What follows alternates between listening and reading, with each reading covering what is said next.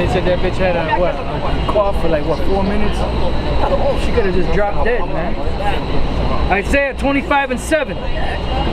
And he will destroy in this mountain the face of the covering cast over all people, and the veil that is spread over all nations.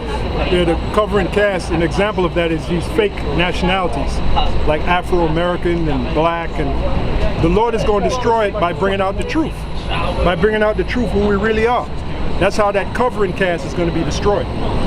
That we're not so-called Africans, we're not so-called Americans, we're not West Indians, we're not Haitians. That's that covering cast. And the fact that you got these guys in the black conscious community, which we're not a part of, they have a covering cast over them, man. Them guys really think that they're Kemetic people. And we told them, we showed them that they were Israelites, and why can't they see it? Because the Most High put that veil over their eyes, man. Yep. Back in Revelation 16:14. So that's that prophecy. The Lord say He's going to destroy the covering cast. He's using us to do it by bringing the truth out here. Yep. It says, for they are the spirits of devils working miracles, which go forth unto the kings of the earth and of the whole world to gather them to the battle of the great day of the power Almighty. Exactly. So that was an example with that 9/11 thing. All right, and there's going to be another 9/11, but it's going to be worse. Okay. As a matter of fact, 9/11 is tomorrow. Tomorrow is the next 9/11 is going to be when the Lord come back with the angels and destroy this place. That's the next big major event. You know, see, they don't realize, and they know the elite. They know what we're saying. They know that we're teaching that America is Babylon the Great, and America is going to be destroyed by thermonuclear destruction. And the elite, the super elite, if you go high enough, they actually know what's going to happen, because they know that we're the men of the Lord. Yeah, you know what proved that? The movie, the original Planet of the Apes. They showed you, man. They showed you in the movie The Destruction of America. You know, when Charlton Heston did his famous acting on the beach, you know, he saw the Statue of Liberty all buried in sand. He said, "You did it! You did it!" That shows you right there. You bastards! He's pounding his fist on the sand and shit, you know? Yeah, that's how you know they know. So that's how you know they know. And then, by the way, in the movie, they call the place where America was destroyed, they call it the Forbidden Zone. And it was what? It was 100% desert, just like it says in Isaiah the 34th chapter. And the scripture says it shall never be inhabited again. Exactly. That's why they call it the Forbidden Zone. The Forbidden Zone. So if it's a Forbidden Zone, nobody's going to be able to go there. So tell me they don't know. In order for you to teach a lie, you got to know the truth, man. You got to know the truth. Go ahead. This is Zephaniah 3:8. And you got people that walk by, they shake their head. You can shake your head all you want. We're going to be out here teaching the truth, man. You ain't going to stop the truth. They shake their head like this. And very soon, the same ones that shake their head, they're going to be running to us for answers. And we ain't going to be here, man. That's why the scriptures say, seek ye the Lord while he may be found. The same fools that walk by shaking their head, the day is coming, they're going to be looking for guys like us. For some answers. And they ain't going to get none. Then that wall of fire is going to take care of their ass. They ain't going to be shaking their head no more. Go ahead, bro. Zephaniah 3:8.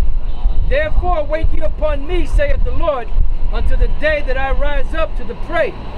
For my determination is to gather the nations, that I may assemble the kingdoms.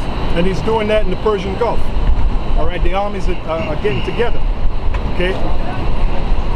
In the Persian Gulf, which is also known as the Valley of Jehoshaphat, which the word Jehoshaphat means decision. That's where the Heavenly Father is going to bring his decision upon the nations. Why? Because of what they did to his people. Because all the nations had a hand in our slavery, in our destruction. That's Psalms the 83rd chapter. It names all the nations that had a hand in bringing us down as a people. It was a collective. And the so-called white man didn't do it alone. He had help. And some of the help that he got from the so-called Africans, the real Africans. Right? So they're going to pay too, man. Go ahead. To pour upon them mine indignation, even all my fierce anger. Yeah, his fierce anger, that's those missiles. Nuclear missiles. And the chariots too. Okay, go ahead.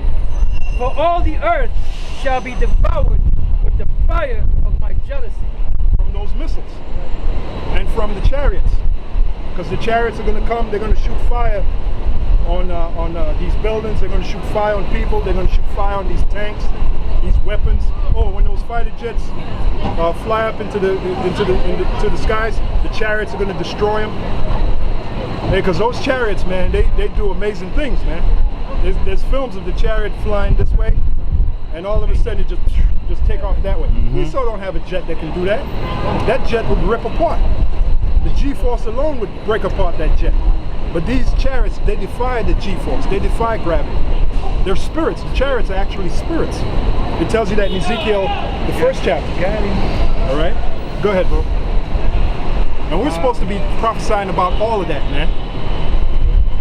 And you notice these other groups, they don't teach like that, man. What the fuck do they teach? You know?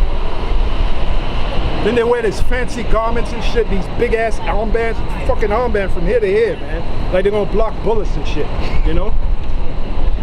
Wear this metallic gold and all this bullshit. And meanwhile, what's suffering? The understanding of the truth. You know? Go ahead, brother. Ezekiel 1:11. Thus were their faces, and their wings were stretched upward. 2 wings of every one were joined one to another, and 2 covered their bodies. And they went every one. Yeah, that's, if you can imagine, you had the angel with the wings out, the wings covering his feet, and the wings covering his body. All right, that's also in Isaiah, the book of Isaiah. I believe it's the 6th chapter. Isaiah, the 6th chapter. Go ahead. And they went every one straight forward, whither the Spirit was to go. They went. And they turned not when they went. Yeah, because those chariots are actually spirits. They're spirits. Those chariots. And that's why it makes sense. That's why your body's got to be changed for you to go inside the chariot. Because it's a vehicle from another dimension. If you can comprehend that. It's not like your standard vehicle from this dimension. It's on a whole nother level, man. And that's what Esau is going to try to fight. And they're going to lose. They already tried to shoot at one of them. And before the shot even came out of the thing, the chariot took off. And they know that that's why they're trying to set up their weaponry up there to try to shoot them down, but they can't. So what's the next thing they do? They'll say that they got their Area 51, so they have a chariot that actually crashed. Yeah, which is a lie. Which is bullshit. You mean to tell me during slavery when our forefathers sang "Swing Low, Sweet Chariot," you mean to tell me one of those chariots didn't malfunction? All of a sudden now, Esau's a fucking liar, man. Right. Yep.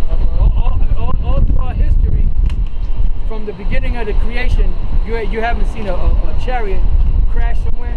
What's that scripture? Zechariah 9 and 12 and 12 and 9? 9 and 12. 9 and 12. Yeah. Yeah, think about that, brothers. Because our forefathers, when they sung "Swing Low, Sweet Chariot," they were talking about them chariots. Where's Stars of Dark Bar? He had read the real song, how it went. Oh, yeah. And when you heard it, you knew it was talking about, yeah, she'll be coming around the mountain. Talking about a chariot, man. Because some of the chariots look like a mountain. That's in the book of 2nd Esdras. Esdras described a chariot that Yahushua was in. He described it as a mountain. And it's not only that we're going to be saved, it's the way we're going to be saved. Yeah.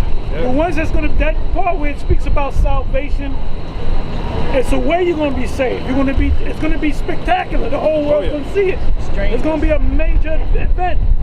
The UFOs are the so-called UFOs are going to cover the sky, and they're going to start beaming up people. That's why I said, give me Zechariah. Yeah. All right? Yeah. Zechariah 9 and 12. That's right. That's right. Turn you to the stronghold, ye prisoners of hope. Even today. By the way, the stronghold, after you get us Psalms 91. We're going to read the whole Psalm 91. The stronghold is a strong tower. When you gather and you listening to this word and we're fellowshipping, we in the stronghold, man. All right? The stronghold is getting this truth in your mind, in your brain. And there's other people that listen to it, but the Most High blocks their frequency where they can't get it. That's why you got a lot of guys that follow ISUPK and IUIC and Zabak, and they'll say that the mark of the beast is not goddamn chip, and they'll believe it because they're following man. Yeah. All right? Stronghold. Hey, this knowledge makes you strong. Like we haven't eaten for 24 hours. We out here, man. you would have never known. We don't look like we're fasting. You know, that's a stronghold, man. It makes you strong. The scripture say, "Be strong in the power of His might." You know, you got it, bro. It says, "Ye prisoners of hope, we're the prisoners of hope. Even today do I declare that I will render double unto thee. That's right. When I have bent Judah for me, filled the bow with Ephraim, and raised up thy sons, O Zion, against thy sons, O Greece." Oh, we were talking about that earlier. When I have bent Judah, now all these movies that are coming up, like the movie, what is that? Birth of a Nation, and what's the other one? Nat Turner. These movies will serve to bend Judah up, man, to get them riled up in that race war spirit. Because the scriptures say, "Who shall rouse Judah up?" So that's Judah being bent, you know, like you bend the bow and then you shoot the arrow. Go ahead, brother. Fill the bow with Ephraim, Yep. and raised up thy sons, O Zion, against thy sons, O Greece. See, there it is. That's that race war. That's that race war.